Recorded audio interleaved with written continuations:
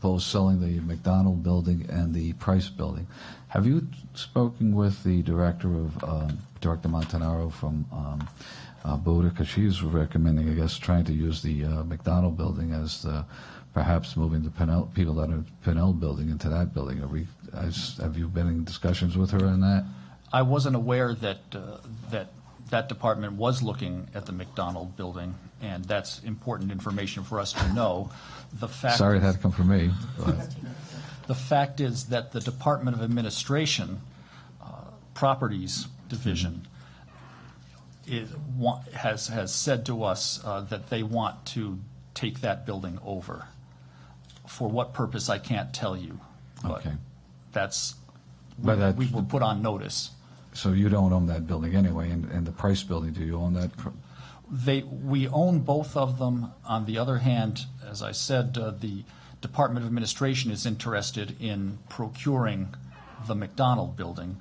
As to the Price building, it's we have brought our population down through reforms over the years. We are not at capacity. The Price building remains vacant, and we offer it as part of our corrective action plan for sale because we don't have any immediate use for it, and because we think it could yield a good price that would certainly help us with our deficit. It is in the industrial park. It is very close to the airport and the intersection of routes 95 and 295. So we think it's a valuable piece of property. We offer it. Up to this point, nobody has sort of taken us up on that offer. Any other questions from the committee? Representative Barrows. Thank you for giving me a break. Director, thank you very much for coming. I guess my line of questions are going to be a little different. I've known you for a very long time, and I have all the respect for you. Thank you, Representative Barrows. And I'm just a little bit puzzled right now as what you said in reference to the lawsuit pending with the Department of Justice. If I don't want to paraphrase what you said, but basically you're saying that you realize there might be some real consequences. Now, you have been at correction for a very long time, and I'm assuming you probably have seen that there is some disparity in terms of the number of correctional officers that you have and also their commanding staff. Why has it taken why has it taken the Department of Justice to come to you and tell you that if you don't do something different, there might be some serious consequences? Interestingly, the Justice Department first began to explore our hiring practices in the early 90s, and our posture at that point was we want to work with you if in fact there is disparity as a result of our protocols and hiring procedures. Please tell us more and give us your thoughts about how we can correct the problem. So we did work collaboratively with the Justice Department on a couple of occasions going back into the 90s. And in this particular suit took us by surprise. And the Justice Department's posture was not one of collaboration or cooperation, something that we had experienced previously. It seemed as if they were really taking a hard line. We were surprised. I was particularly surprised because I had made hiring a workforce that looks more like the state of Rhode Island. That was a priority for me, and we recruited very vigorously and intensively, yielded a much larger pool of minority applicants than we had ever had before. And my reasoning was, if we make it clear that you are welcome to apply, and if we recruited where people actually worked and lived, going to barber shops and hair salons, to gymnasiums, to laundromats, those kinds of places, that we would yield a large pool. And indeed we did. The percentage of correctional officers who are members of minority groups went from about 12-13% when I first became director in 2000 up to about 20% more recently. So I was thinking we were doing well. The way the Justice Department measured our performance was on the number of people, whether the number of people who actually passed the exams was proportional to the number of people in the pool. So the fact that we attracted a large number of people who took the exams was apparently not sufficient to show our good faith. The outcome of the exams themselves was such that a disproportionate share didn't pass. Kind of complicated, I understand. Feel free to ask me more questions if you'd like, Representative Barros. Yeah, and now what's the total inmate population? At this point, we have brought the population down over the years from a high point of 4,000 in 2007 to about 3,200 at this point. And out of those, what is the makeup of the minority makeup? The minority makeup is roughly 50%, a little bit, actually I think a little bit more, about 52% versus 48% Caucasian. And with respect to these 804 officers that you have, how many of those are from, a diverse background? I mean, in this case. About 20%. And now how about the command staff? The command staff, far fewer. There are fewer people in the command ranks. And the fact is that we have work to do because in order to become a lieutenant or a captain, of course, you have to have served a certain amount of time as a correctional officer and be credible as a candidate. So the seating that we thought we were doing by increasing the correctional officers' ranks would result in more people being promoted into higher positions. What we found is that there are reasons why people don't apply for promotions, and it has to do with the way our union contract operates. If you take a promotion, then you're really signing up to have your life turned somewhat upside down, because it's governed by seniority. There are many people who have settled arrangements as correctional officers. They have shifts that they like. They're in facilities that they like. They have days off that are working for them. They have assignments within those facilities that please them, all of which are bid by seniority. If you take a promotion, you go from having these arrangements the way you like to, in essence, having your life turned upside down, because you were at the bottom of the seniority list at that point with regard to all of those features of the job. So many staff, whatever their ethnic or racial background, take a pass. They don't want to have to rearrange child care, for example. They don't want to have to re-coordinate with their spouses who's going to be working when and where, and they don't have to start with the least desirable post days off facilities. That's a structural problem that we have sort of built into the contract. Changes would have to be negotiated, and I don't sense that there's any real desire on the part of the workforce to alter that seniority scheme. So out of those 804, we have about 160 minorities that serve, that makes up the complement, correct? Yes. I don't know that it's 160. I understand the math. I mean, to give myself some sort of a cushion, I'd say 18 to 20%. Okay. So can you, I mean, and from your perspective, obviously, me having known you since I was probably year high, now, is there anything that you personally have been able to interject to actually help move the goalpost for either these 160 people or anyone else coming into the system? Because I think there's definitely a disparity here. I mean, obviously we're saying 50% of the population. Yes, it's a source of concern to me.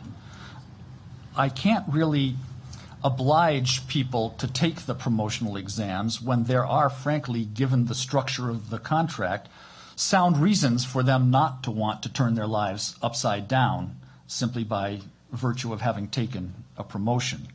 As to the entry-level positions, as I said, I thought we were doing a good job because we had so expanded the pool of applicants.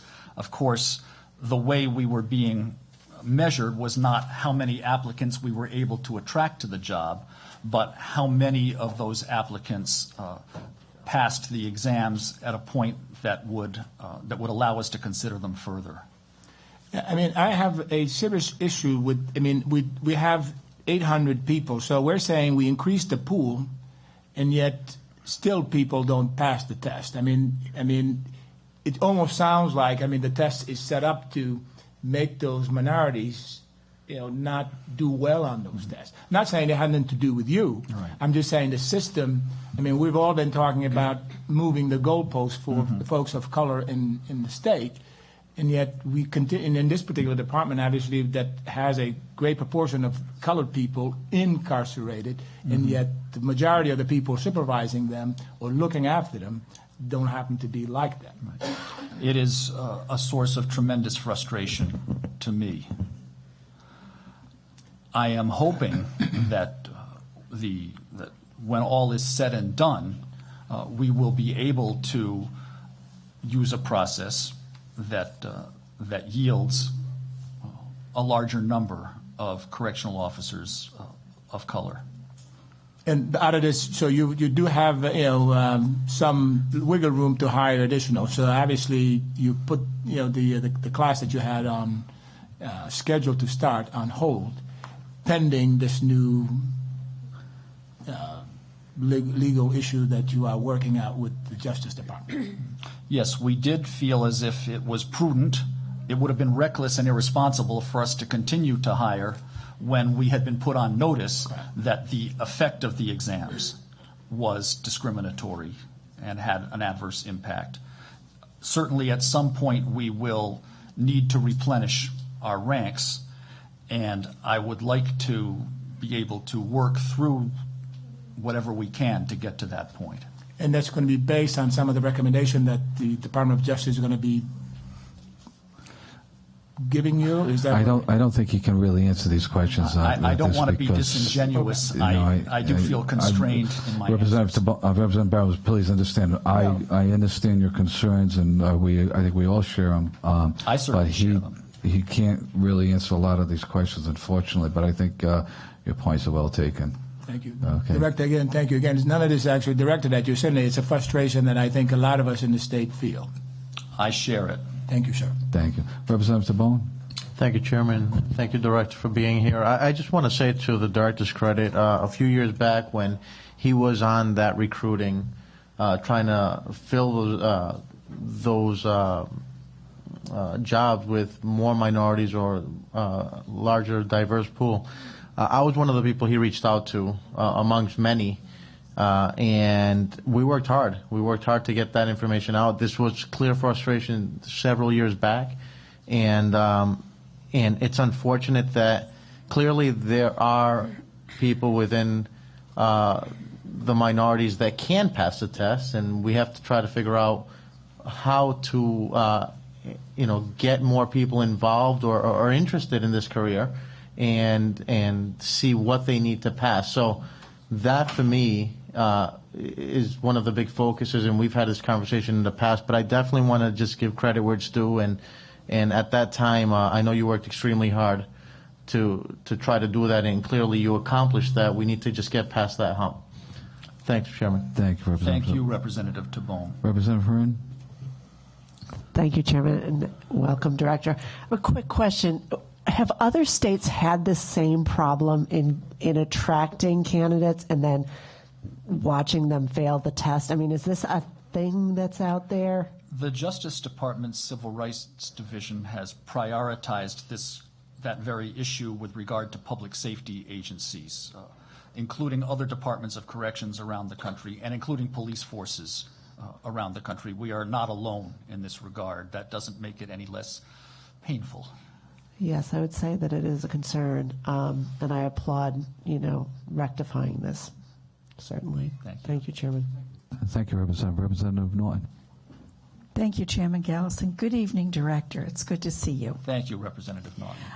As a follow-up question, could you explain to us about the test selected for becoming a correction officer?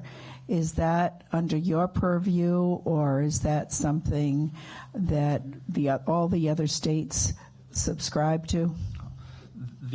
Each state has its own testing procedures and its own selection processes. Do you have criteria, for instance, that I'll just pick the American Psychological Association has reviewed this test and found it to not be prejudice and bias? I see you smiling on that one. Again, I don't want to be considered disingenuous. I know that I've got to be very, very much aware of the fact that we are represented by the Attorney General's office, that we are still in this posture, and that a lot of the sort of the substance. But you demonstrated good faith in stopping the class. And the query would be, would further good faith be to select a test that had met being non-prejudice and bias? I'm trying to resolve the case so we don't continue. Right now, but I think Mr. Chairman, go ahead, Representative Abney. Yeah, just to kind of allay the fears, I'm on the committee that he's on, the Justice Reinvestment Committee, and I assure you that this committee in the House of Representatives, those kind of questions will be. Because they are there. The American Psychological Association is but one that will provide those assurances. The content of the tests has to do with really sort of two components. One is, for lack of a better term, reading, writing, arithmetic, a certain level of literacy. And the other is situational judgment, in which people are given candidates are given scenarios that are realistic in terms of what happens inside a correctional institution, and an option to choose what response they would make. So those are the two components that we have. Later in the process, we have psychological evaluations specific to somebody's suitability for the position. We have a physical agility test. We have individual interviews with deep background investigations as backing them up.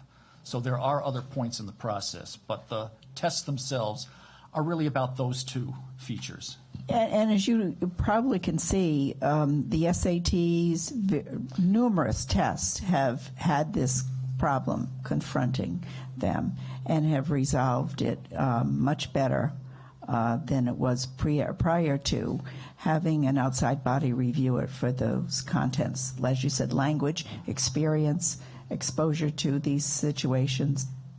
We have every reason to want a diverse workforce at the Corrections Department, and every reason to resolve this issue with the Justice. Yes. For sure. Representative Tansey. Thank you, Mr. Chairman.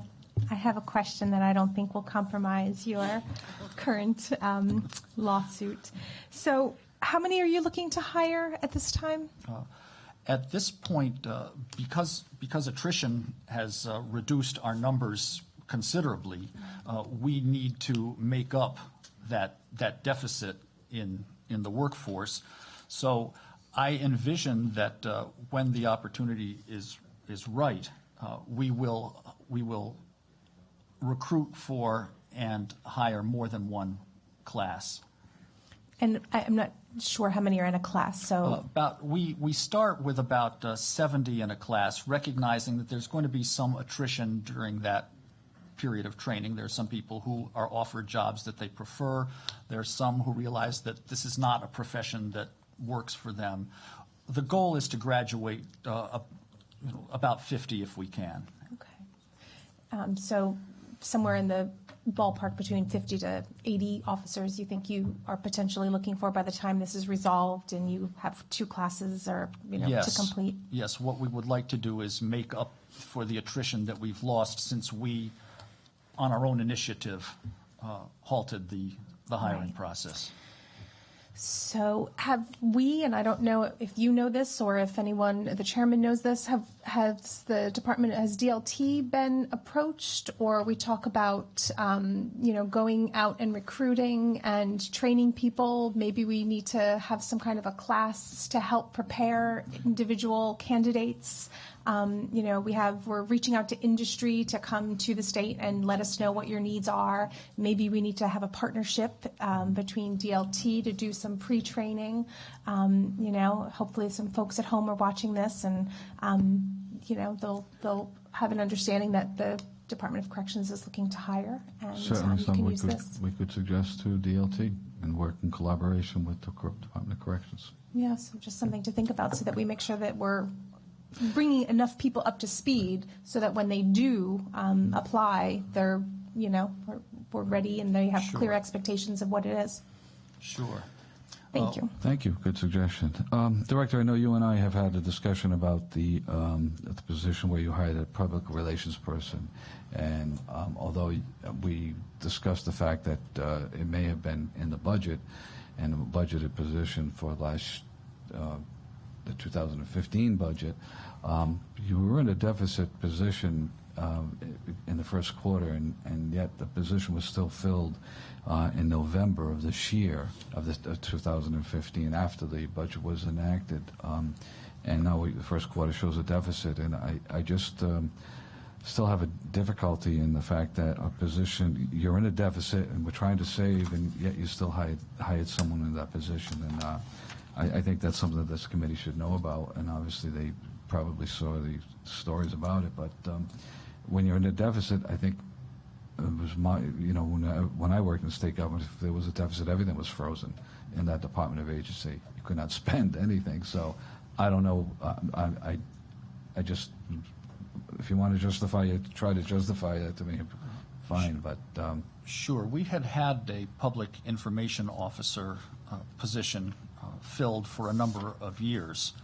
About 3 years ago, our then public information officer left the department, and we know that we have a need for that kind of capacity because corrections tends to be kind of opaque and mysterious as far as most people are concerned.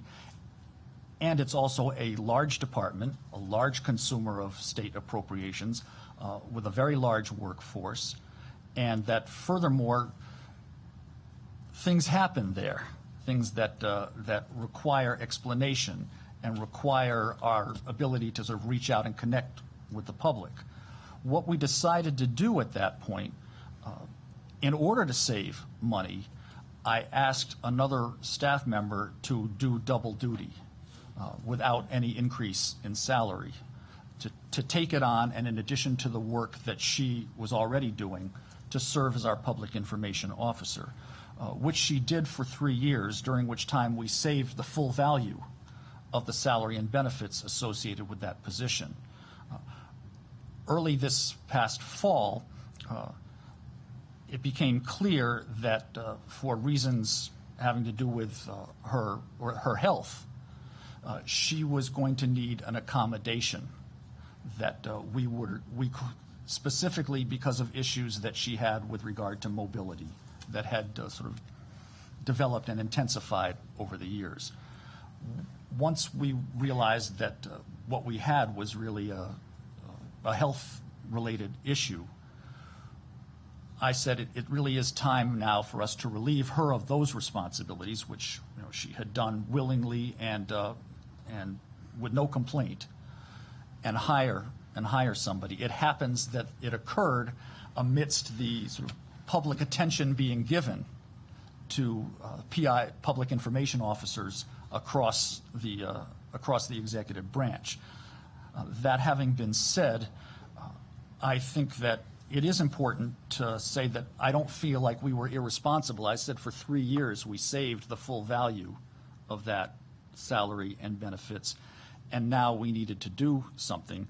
I will also say that the individual that we hired is a very capable guy. He's Latino. He may be the only Latino public information officer in the executive branch. And given, again, our mission, the nature of our population, the questions people have about how we handle our inmates, I think it was something that we needed to do. We can disagree on that because I know it was posted last May, and it was a long process. But when you're in deficit, you're in a deficit. You shouldn't be spending, and we'll have to take a look at that at a later time. I'm not going to belabor the point this evening. Thank you. With that, I thank everyone for attending this evening. We do have a hearing tomorrow night. We have one bill. We do have one bill, so we'll see everyone at the rise. Thank you, Director. Thank you very much. Thank you very much for your time and attention. So any job we try to fill, we're going to give us. I'm sorry? Any job we try to fill.